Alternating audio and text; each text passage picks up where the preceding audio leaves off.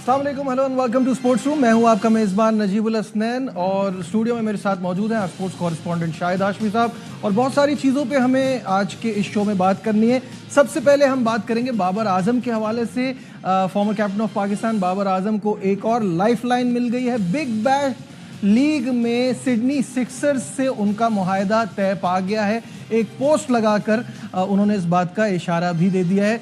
शाहिद साहब हमारे साथ है स्टूडियो में। ये जरा बैकग्राउंड म्यूजिक थोड़ा कम कीजिएगा। जी शाहिद साहब, क्या कहेंगे? बिल्कुल, सिडनी से यही इतलात हैं और मैंने कंफर्म भी किया कि सिडनी सिक्सर ने वो टीजर डाला है जिसमें सिडनी सिक्सर की शर्ट दिखाई है और साथ ही साथ वो कमेंट्री बैकग्राउंड में चलाई है जो बाबर आजम ने अप्रैल 2023 में लास्ट जो सेंचुरी बनाई थी न्यूजीलैंड के अगेंस्ट T20 में, उसकी बैकग्राउंड में कमेंट्री चल रही है और ये लिखा है कि एक सरप्राइज आने वाला है। तो सरप्राइज यही है, good luck to Babar Azam. उन्हें एक लाइफलाइन मिली है अपना T20 करियर रिवाइव करने में।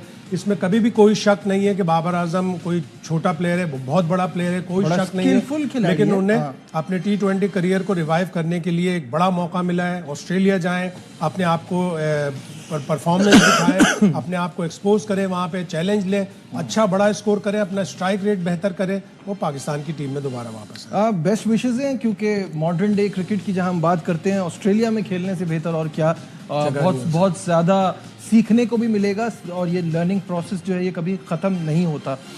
जो बड़ी डेवलपमेंट है शाहिद साहब उस पर थोड़ी सी बात कर लेते हैं क्योंकि बड़े दिनों से ये एक खबर फैली हुई थी और फैली हुई क्या थी, कुछ इसमें हकीकत भी थी कि अब सिलेक्शन कमेटी में तब्दीली होने वाली है। कल ऑफिशियल स्टेटमेंट आ गया और ये बता दिया है कि सिर्फ एक ही चेंज है, हसन चीमा की जगह डेटा एनालिस्ट उस्मान हाशमी को शामिल किया गया है, बाकी वही सिलेक्शन कमेटी। अच्छा शाहिद साहब, मोहल्ले की औरतें इतनी कमेटियां नहीं बनाती जितनी कमेटियां ये पीसीबी में बन रही है। अब मुझे ये तो बड़ी अजीब सी बात है कि पहले हम सबके सामने है अजहर अली, असद शफीक 2 मीटिंग्स में हिस्सा ही नहीं थे। जब वो सिलेक्शन कमेटी में हैं या उनको हटाने की बात नहीं हुई है तो वो क्यों इन्वॉल्व नहीं थे और फिर किस हैसियत से वहाँ पे सिकंदर बख्त मौजूद थे या वीडियो लिंक के थ्रू सरफराज अहमद को लिया था?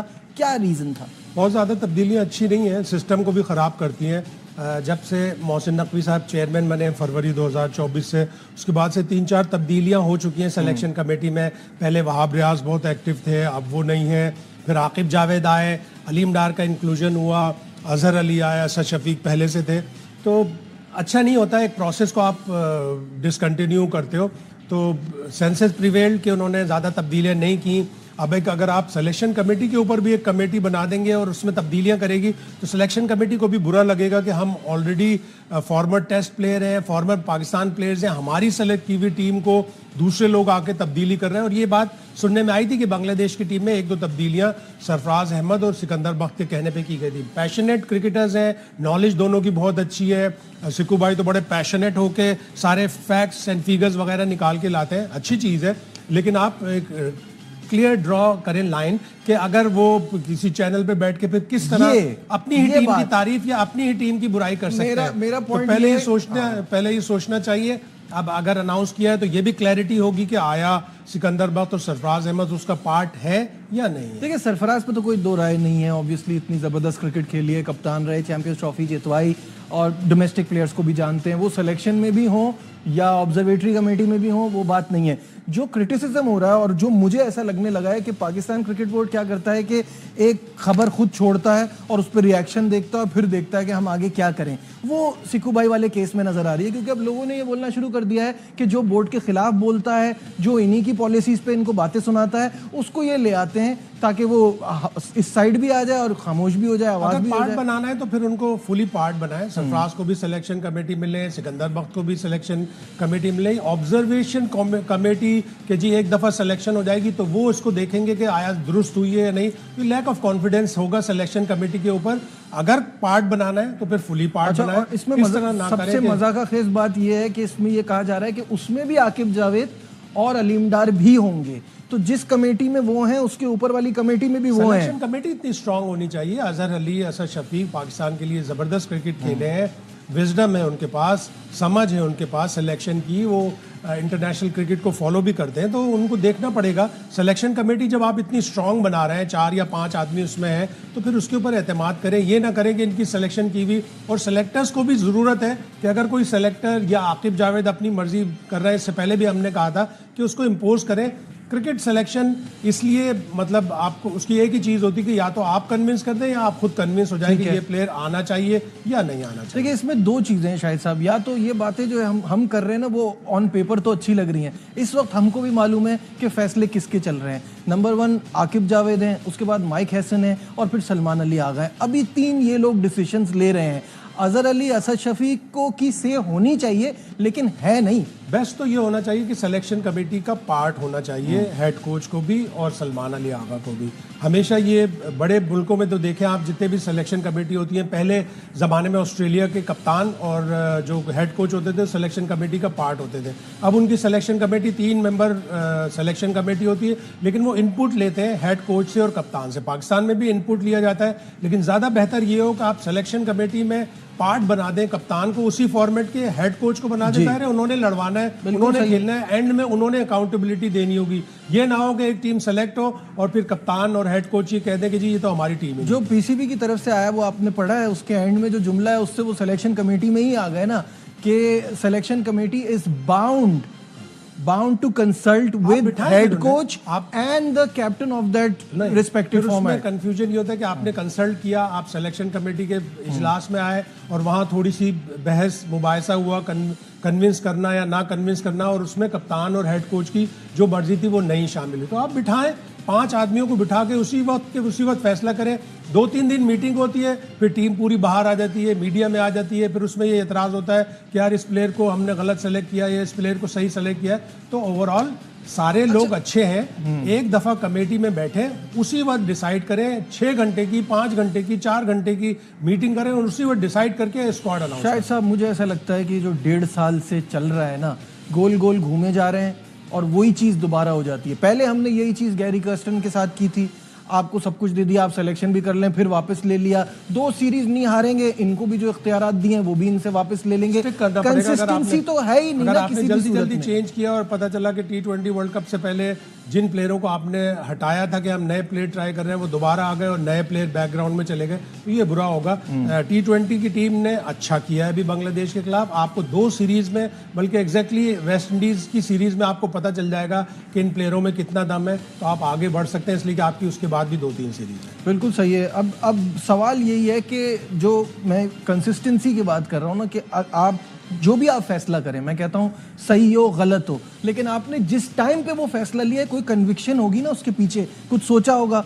आप वो फैसला लेते हैं, फिर वो फैसला सही हो या गलत उस फैसले को चेंज करते हैं। पहले आपने कहा कि चैंपियंस कप और चैंपियंस जो भी ये सारे T20 और वो जिसको कोई ड्रामा कोई मजाक सब यही कह रहे थे ना, ये सब बदल देगा तकदीर पाकिस्तान क्रिकेट की, और फौरन वो भी खत्म कर दिया। मेंटोस आएंगे वो चेंज लाएंगे, फिर मेंटोस खत्म कर दिए। बहुत से लोग ये कह रहे हैं कि जी चैंपियंस कप के रिजल्ट्स इतने अच्छे नहीं आए। मेरे हिसाब से चैंपियंस कप अच्छा खासा एक टूर्नामेंट थे, ओडीआई का भी टूर्नामेंट अच्छा हुआ, T20 का भी। आप उसका स्टैंडर्ड बेहतर करें, उसकी टाइमिंग अच्छे प्लेयरों को करें, टाइमिंग उसकी ऐसी रखें कि जब आगे कोई अगर T20 की सीरीज आ रही है तो आप चैंपियंस T20 कप कराएं। अगर आपकी वनडे की सीरीज आ रही है, अब जैसे 2026 के बाद आपको T20 बिल्कुल आपका बैकग्राउंड में चला जाएगा। फिर आपको अगले साल यानी 2027 के लिए, जिसकी कट ऑफ डेट मार्च 2027 है, कि आप क्वालिफाई डायरेक्ट करते हैं या नहीं करते। अभी पाकिस्तान की ओडीआई की रैंकिंग बहुत अच्छी है, 5 पे हैं हम, तो पाकिस्तान क्वालिफाई कर लेगा डायरेक्ट, और अल्लाह करे कि कर जाए, इसलिए कि फिर 1 साल आपके पास होगा कि आप वनडे के ऊपर कंसंट्रेट करें। तो आप वनडे के कप कराएं।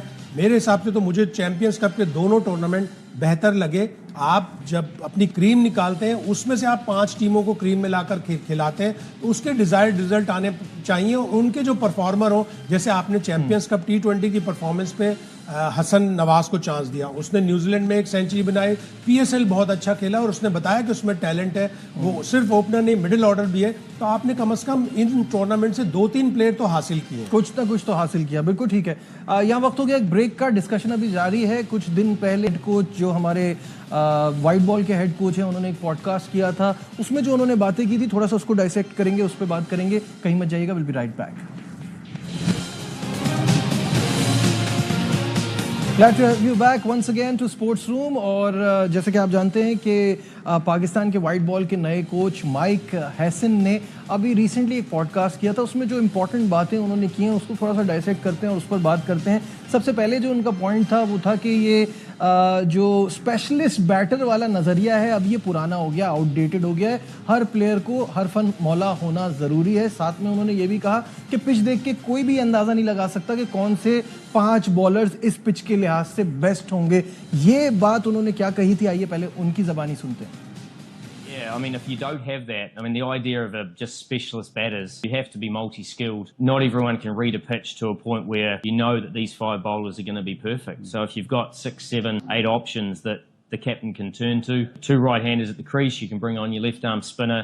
You've got off-spinners who, I look at it both ways, you know, you've got to cover both areas. You've got to be above par with the bat and you've got to be below par with the ball.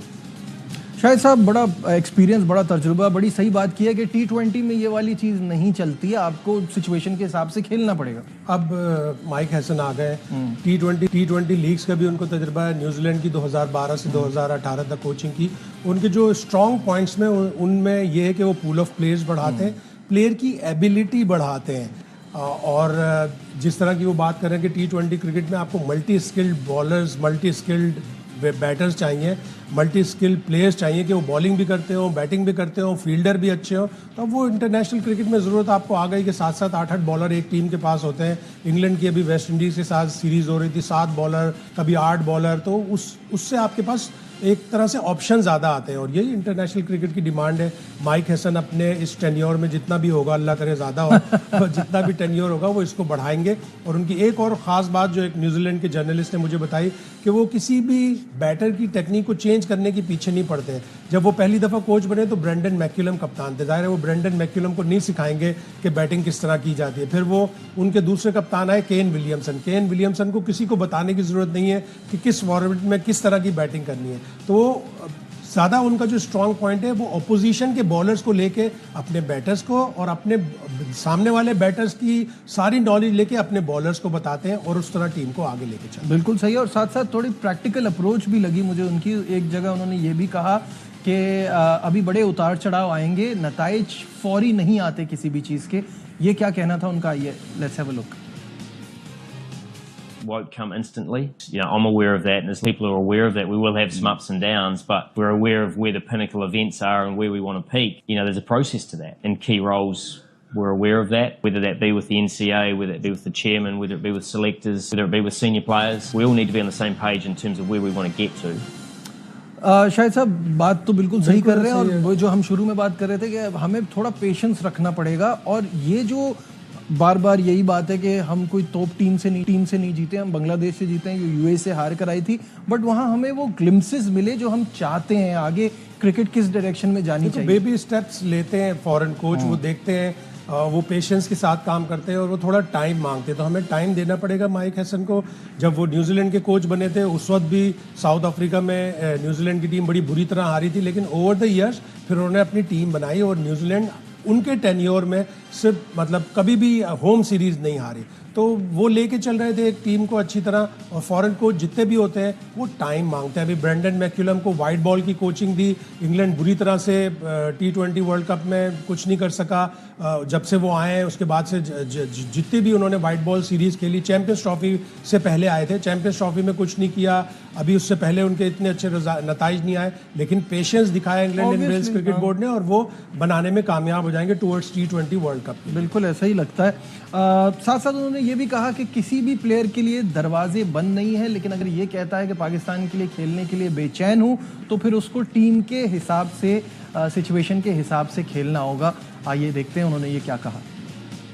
Shut the door on anybody, and I think that once you're a good player, you're a good player, but sometimes you need to just stretch yourself a little bit. I think and that's with bat and ball, I'll talk to every player. This is the job description basically. If you want to play for Pakistan in this role, these are the things we need to see.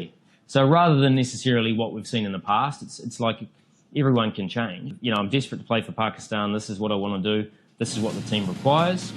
शायद साहब क्या कहेंगे इस पे? ये तो सलमान आगा भी कह चुके हैं कि किसी भी प्लेयर पे दरवाजे बंद नहीं हुए। जो टीम प्लेयर से एक प्रोसेस होता है, अच्छे बड़े प्लेयर भी टीम से बाहर होते हैं, वो जाते हैं दोबारा डोमेस्टिक क्रिकेट में, लीग्स में जाएं, लीग्स में आपके पास टाइम है। बाबर आजम के पास लीग में जाने का एक मौका है, अल्लाह करे रिजवान का भी वहाँ कॉन्ट्रैक्ट हो, शाहीन शाह अफरीदी का भी हो, ये सारे जाएं। ऑस्ट्रेलिया एक ऐसी जगह है जहाँ पे प्लेयर जाता है, परफॉर्म करता है तो ह्यूज इंप्रूवमेंट आती है। इंग्लैंड ऐसी जगह है, साउथ अफ्रीका ऐसी जगह है, परफॉर्म करें। और रिजवान और बाबर के लिए वो कह रहे हैं कि दरवाजे खुले हैं।